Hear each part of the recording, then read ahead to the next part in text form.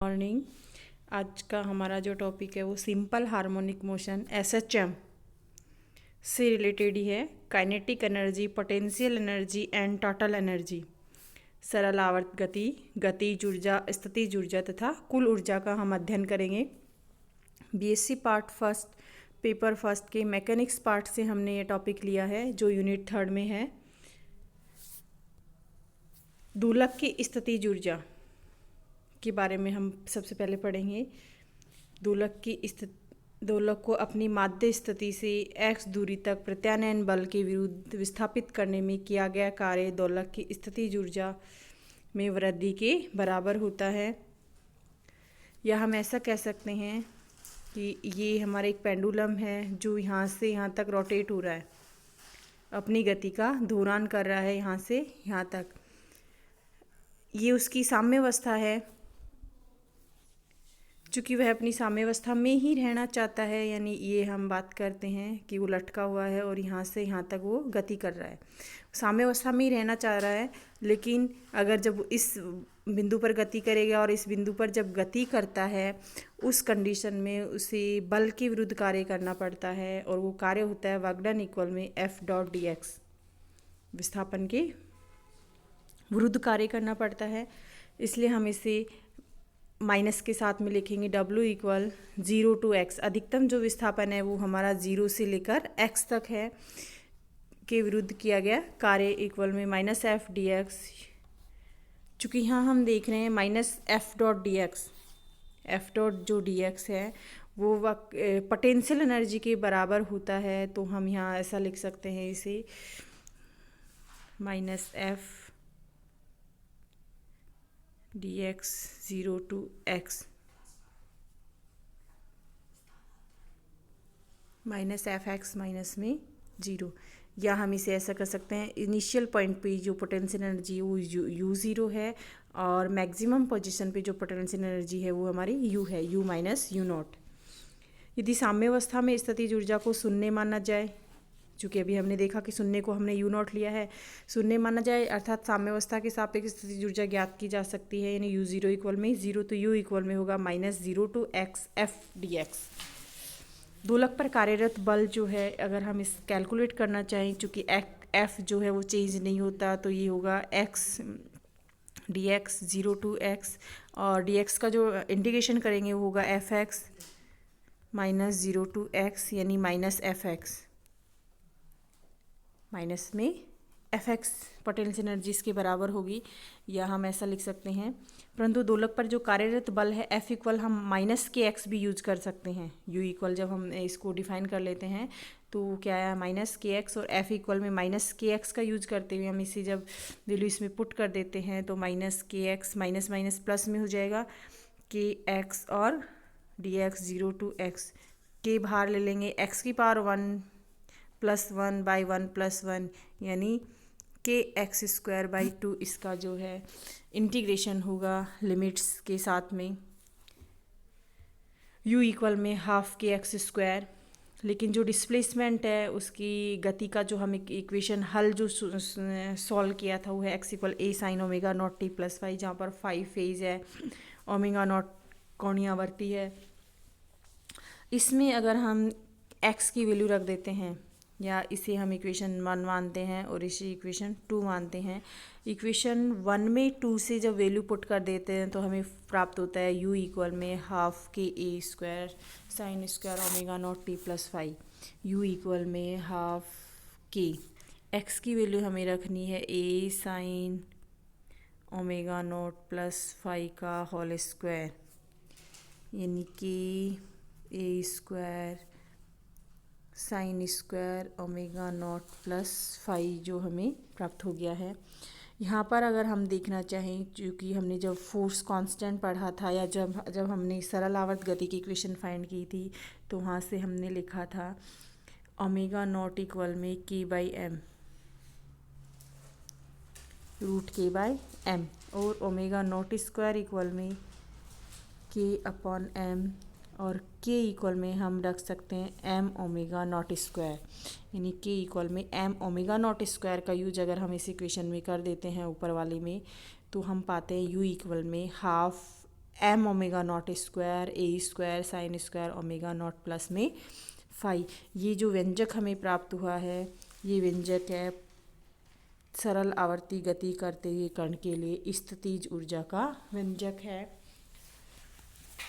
जो भी अगर हम इसका टाइम के साथ जो ग्राफ बनाना चाहें जिसका हम अध्ययन आगे वाली स्लाइड्स में करेंगे, वो पोटेंशियल एनर्जी जो है वो टाइम पर डिपेंड कर रही है। इक्वेशन 8 और 9 दोलक की स्थितिज ऊर्जा के अभीष्ट व्यंजक हैं। स्पष्ट दोलक की स्थितिज ऊर्जा के अधिकतम और न्यूनतम मान क्या हो सकते हैं। इस इक्वेशन में अगर हम साइन की वैल्यू ज़ीरो करना चाहें या ब्रैकेट वाली जो वैल्यू है वो ज़ीरो करना चाहें तो मैक्सिमम वैल्यू होगी, मिनिमम वैल्यू होगी, और जब साइन मैक्सिमम होगा तो ये इसकी मैक्सिमम वैल्यू होगी। यू मिनिमम इक्वल में ज़ीरो जब omega naught T plus five equal में ज़ीरो, यानी half M omega naught square A square sine square omega naught plus five.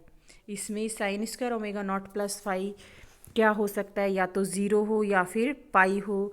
तो ये ज़ीरो इंटू ये कांस्टेंट नंबर u इक्वल क्या होगा वहाँ पर ज़ीरो, यानी मिनिमम पोजीशन होगी। नेक्स्ट ये मैक्सिमम कब होगा, जब साइन या तो 90 हो, साइन क्या हो 90 हो, 90 की कंडीशन में ही ये मैक्सिमम होगा। Omega naught T plus five equal में क्या हो पाई बाई टी, तो sine square pi by T यानी 1 होगा, और इसकी मैक्सिमम वैल्यू होगी u मैक्सिमम इक्वल में half M omega naught square A square. समय के सापेक्ष एक चक्कर में दोलक की स्थितिज ऊर्जा का मान शून्य से half M omega naught square A square तक परिवर्तित होता है। पिछली स्लाइड में हमने देखा था कि पोटेंशियल एनर्जी जो है टाइम पर डिपेंड कर रही है, यानी उसकी जो वैल्यू है मिनिमम है ज़ीरो और मैक्सिमम है half M omega naught square A square तक चेंज होती हैं। इसलिए एक आवर्तकाल के लिए जो पोटेंशियल एनर्जी है वो हम उसका एवरेज फाइंड कर सकते हैं। यू एवरेज इक्वल में half T zero to T U D T, half T zero to T U D T 1/t, और u की वैल्यू हम रख देंगे half M omega naught square A square sine square omega naught T plus में phi और D T. चूँकि हम देख रहे हैं half M omega naught square A square सब कॉमन है, ये हम इस इंटीग्रेशन साइन से बाहर ले लेंगे, और sign square omega naught T plus five को जब हम सॉल्व कर लेते हैं तो वो हमें 0 टू टी के साथ में सॉल्व होके पाता है t/2। एवरेज जो होगा वो क्या हाफ के बराबर होता है, साइन स्क्वायर हो या कॉस स्क्वायर हो, चूँकि लिमिट के साथ में इसलिए t/2 होगा। यहाँ पर जो एवरेज साइन है, ये जो तीर का जो निशान है दोनों तरफ, यह है माध्य के लिए उपयोग में लिया गया है। एवरेज एनर्जी जो है u इक्वल में half 1/4 M omega naught square A square होती है। ऐसे ही हम इसके काइनेटिक एनर्जी के लिए भी व्यंजक फाइंड कर सकते हैं। दोलक की गतिज ऊर्जा हाफ के एम ओमेगा स्क्वायर, चूँकि x इक्वल हमें पता है a sine omega T plus five है। अगर हम इस इक्वेशन का with respect to time differentiate कर दे तो हम यहाँ से v फाइंड कर सकते हैं v इक्वल में, या हम v की वैल्यू रख सकते हैं v इक्वल में a square minus X square root के साथ। और जब हम इसे सॉल्व करते हैं तो हम यहाँ पर एक्स स्क्वायर की वैल्यू फाइंड रख देंगे a square minus A square, इसका स्क्वायर करेंगे तो a square sine square omega naught plus five.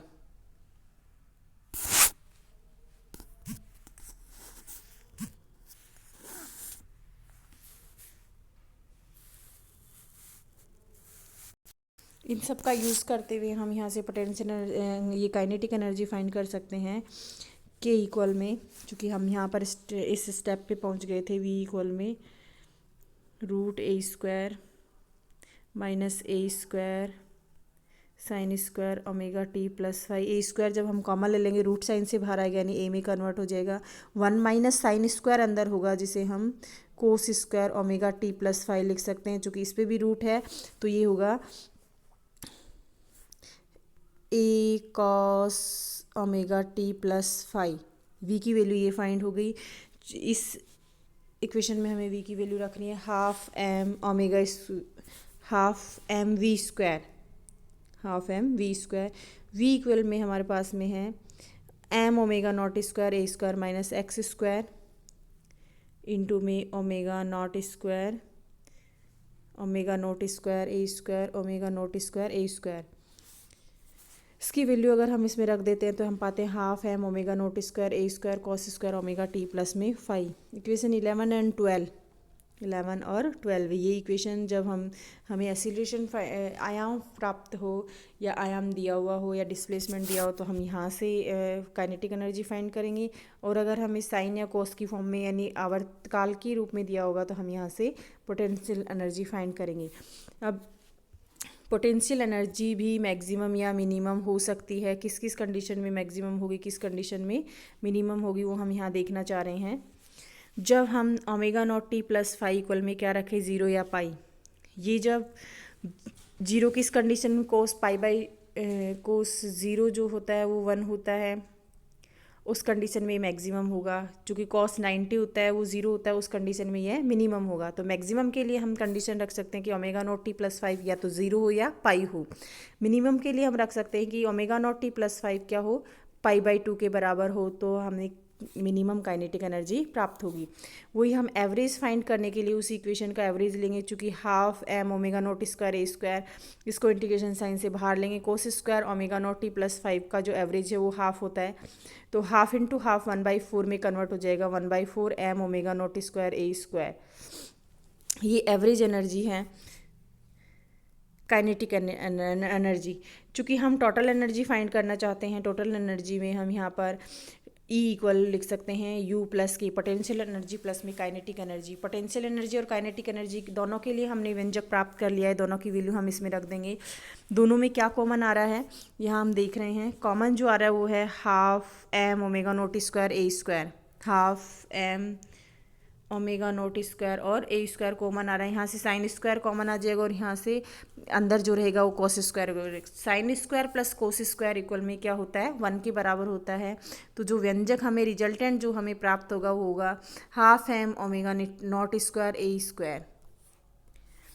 स्पष्ट है कि जो सरल आवर्ती दोलक की कुल ऊर्जा है वो समय पर डिपेंड नहीं करती, यानी कांस्टेंट रहती है। अतः सरल आवर्ती दोलक यांत्रिक ऊर्जा के संरक्षण के नियम का पालन करता है।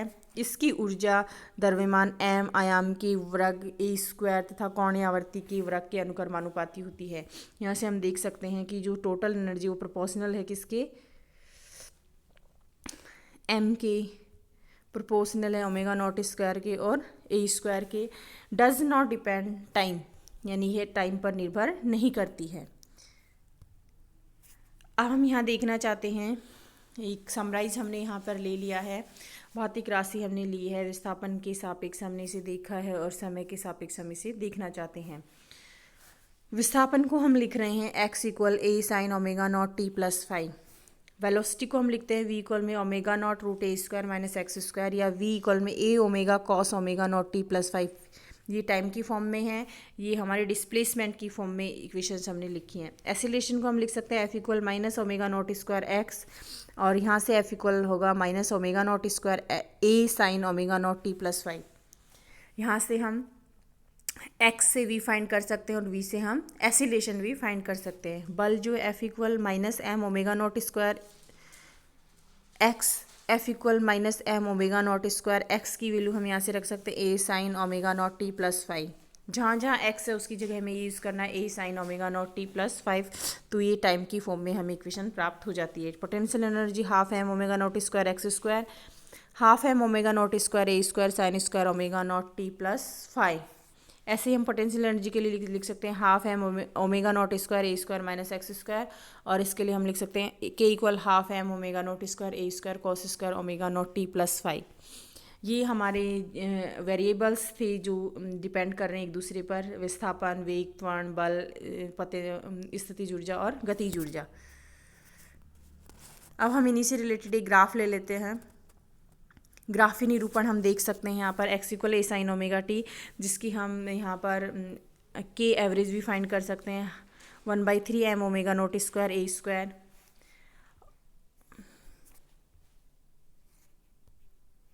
और दूसरा हम यहाँ पर सरल आवर्त दोलन की स्थिति ऊर्जा half M omega naught square A X square है, इसका भी हम स्थिति के सापेक्ष जो एवरेज फाइंड करना चाहते हैं वो इसका 2 गुना होता है, यानी 2u। स्थिति के सापेक्ष एवरेज है ये। और अब हम इसका ग्राफी निरूपण देखना चाह रहे हैं। यहाँ पर ये इसका ग्राफी निरूपण है।